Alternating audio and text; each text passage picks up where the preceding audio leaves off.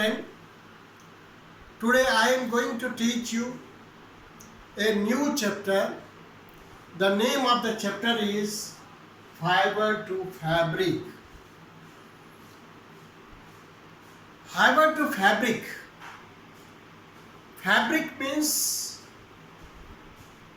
that is components when fibers are composed into clothes, that is fabric. You should know, and first thing is what you know must. You know, clothes are our basic needs. One of the basic needs. And the clothes, where do they come from? They come from the fibers. Fibers makes the cloth. And where do we get the fibers from? We get the fibers from two sources. Number one is natural source.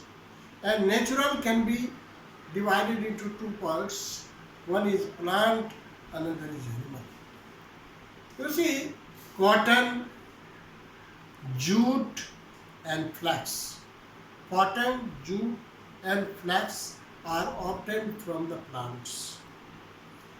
But in this topic, because it is not in our syllabus, it is pinpointed that I must have to deal only the fibers we obtain from the animals.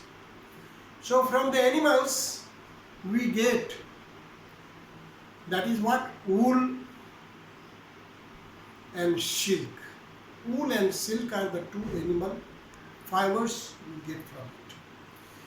By the way, I take a chance to tell you, the whole fibers can be divided into two parts. One is your natural and another is your artificial.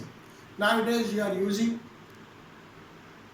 terylene, dacron, nylon, polyester, saffron, so many. That is what man-made. Man-made. Try to understand what did I want to say you. We get clothes from the fibers, and fibers are of the two types. One is a natural belongs to plants and belongs to animals. Cotton, jute and flax are the plant product. Wool and silk are the animal product. We have certain what type of artificial fibers also, like nylon, polyester, is it? Terylene, dacron, saffron and so on. Now, our main theme is we get the wool from the sheep. All of you have heard the name of sheep. All of us are using woolen clothes during winter because it protects us from cold. In scientific better language, you can say it keep our body warm and comfortable. So we are using sheep. We get sheep. You see, the body of the sheep is covered with fleece, fur. That is cut and woven into make fibers, and fibers is changed into clothes. So, besides sheep, we have common things, other sources. You see, goat, yak and camel. These are three already from India. Yak we get from the Tibet and Ladakh. I have given the hint. Tibet and Ladakh. You know, Ladakh is in our country, very high at altitude. And there are three, llama and alpaca.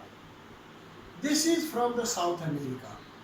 So these are the main sources of the wool. And the wool may be of the two types. One is coarse and another is pashmina. So anyway, we also get wool from goat. Have you heard the name of Angora goat? It is found in hilly areas in Kashmir, from where we get the wool too. Well, in the next video, I shall teach you how it protects us from cold.